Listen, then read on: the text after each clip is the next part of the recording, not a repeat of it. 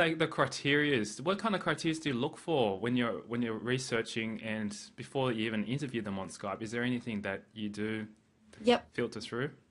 Well, it depends on what the job is, you know. If obviously if you're outsourcing an article writing job and when they apply, the English is so crap already, you know, that makes your job very easy to get rid of. I mean, if you're doing designs or websites, I would look at their portfolio, and it might not be the taste that I like in websites, Yep. you know. And What about, say, for example, article writers and virtual assistants, those kind of people? Yep. So most of them, I would always look at the star rating, like, you know, the rating is very important to me in Mm. Odesk. That's why, you know, a lot of these people, they rather that you don't pay them and give them a good rate if you don't like them than to even pay them and then, you know, rank them 1 out of 5 because it really ruins their profile. Yes. It's So, so strong, like feedback. If you get bad yes, feedback on eBay or Odesk or anything, it yep, really brings your whole profile down. exactly. So, So, yeah, so I mean, I look at the star rating as well as how many hours they've worked on Odesk.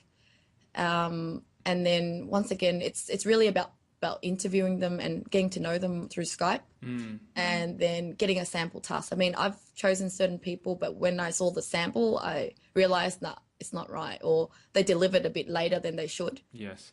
Yeah. So would you choose anyone who hasn't had any feedback but has presents to them with a really good resume or good description on there and saying that I can do this, I can do that, and you go look and go, and the price is pretty good too. You know, they're willing Yep. to offer at a reasonable price. Would you still consider them, or Yep, would you yep, you yep. would? Sure, I do. I mean, so it all depends on the pool of candidates. If I have so many great ones, I really don't need to look for, you know, accept these people. But Mm, if it's a job that not many people applied for, then I guess you're more lenient about your criteria. You would look at the next stage, which is people who haven't got the experience but don't have any bad feedback because they never really worked. So then I do interview them still and try them out. yeah, that's great. Yep. What Yep. about pricing then? I know a lot of people are probably wondering, okay, if I'm to go out and look for, say, a programmer or an article Yep. writer or stuff like that, what kind of price ranges would you be looking at? Okay.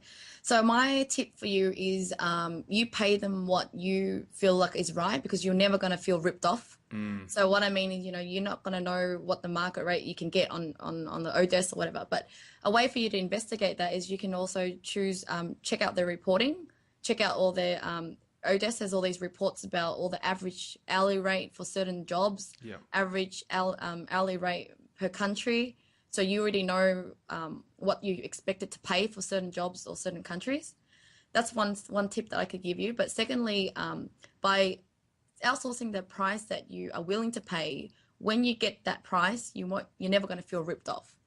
But what happened is once you've outsourced, once you've posted a job out for $1,000, for example, for a website, and you got like 20 candidates, and you post out another job exactly the same for $500, and you still get 20 great people, then you know that there is $500 is good enough to get a good person for this job. Yes, that's right. I Yeah, think yeah, it really depends on the pool of candidates and also how much you're willing prepared to spend yep, on that as yep, well. So yeah, it comes back down to your own choice and preference.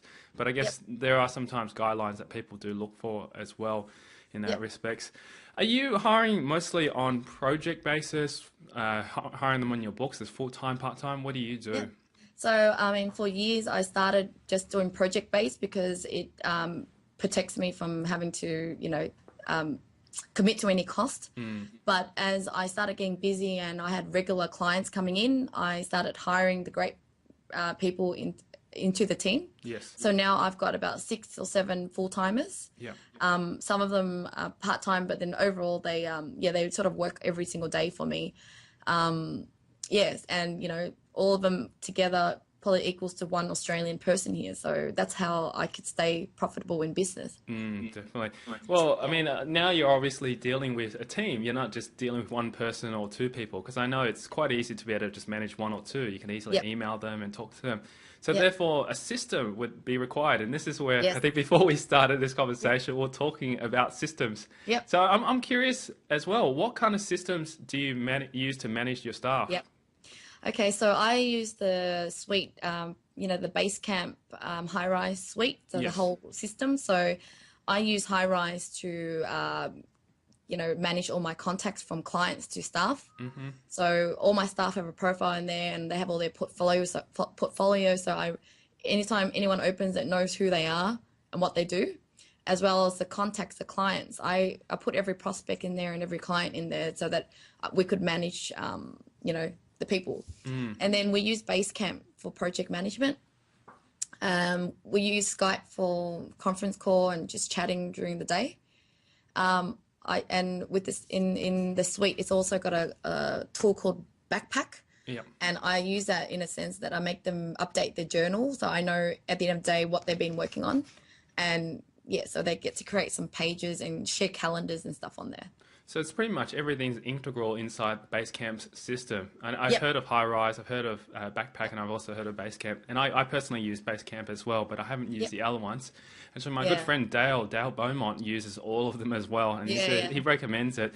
But I guess the systems that we've got set up is slightly a little bit different, but it works essentially the same.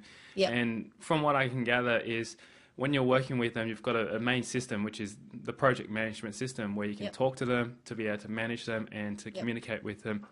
But in terms of, say, for example, you get a project in and a client says, hey, Lynn, I want you to be able to manage this project. Can you please get it delivered by, say, in a month's time? Do you just put that project into the system and then allocate one person to it, or does your whole team get it? Yeah, they all work together as a team. So my project manager allocates, like, the first person could be a designer doing a mock-up. Then once the design is done, she would pass it to the developer, and the project manager would oversee everything, and I get the last say before it gets to the client. Okay, great. So you do have a project manager who does work with all these people to get it done. So what role do you play then? The role I play is getting out there, networking, bringing clients in, bringing prospects in, and my project manager, who's also a business analyst, actually creates the proposal for me. Excellent. I just put the price in. Yep.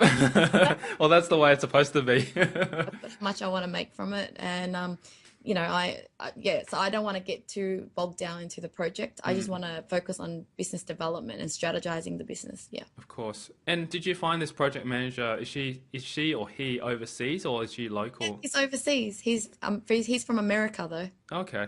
So you do hire people as well, not just from say the Philippines or say those countries there, but you do look also too with high strategic people from... Oh yeah, definitely. I think that depending on what you need in your business, that's where you need to go, So we provide high quality business plans, but I get that done in London and America, in Boston.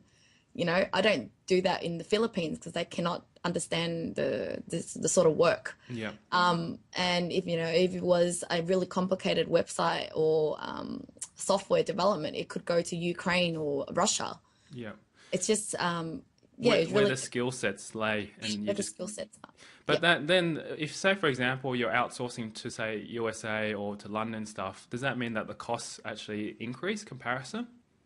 Oh yeah, well, because then our business plans would be, none of our projects. The only projects we can do it a bit lower than normal things, websites and stuff. But when it comes to special projects like business plans and stuff, you get what you pay for.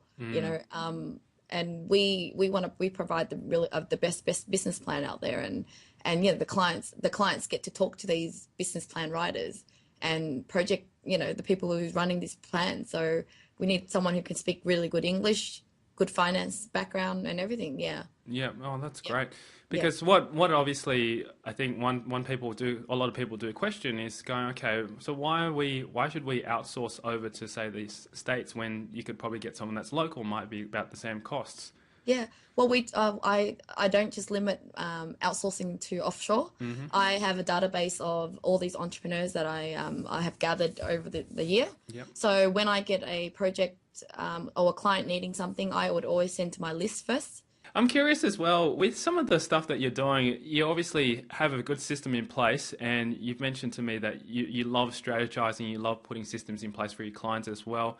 Are there any specific tools that you use day to day besides the ones you've mentioned that you could recommend? Okay. I love Camtasia. Everything I do, I film it, if I had to explain a process, I would only explain it once and film it, and then create these tutorials so all my staff can read it and watch it.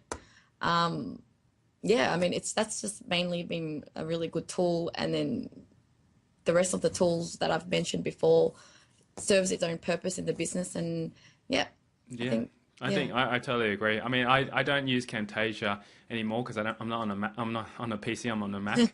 But yep, I know Camtasia does come on the Mac, but we've been using something like ScreenFlow and also Jing okay, Project, which captures all these things as well. And it yep. works out perfectly because as long as it's good screen capture software, you're pretty much set. Yeah, and actually, there's this another tool that I use when I'm on the road. It's called Sail and Mail It. It's just an app on iPhone where, because I'm driving, I can't really reply by email. I just press record and go, yes, blah blah blah, and then press send, and it just sends, and then I can just put an email address and it sends to that person.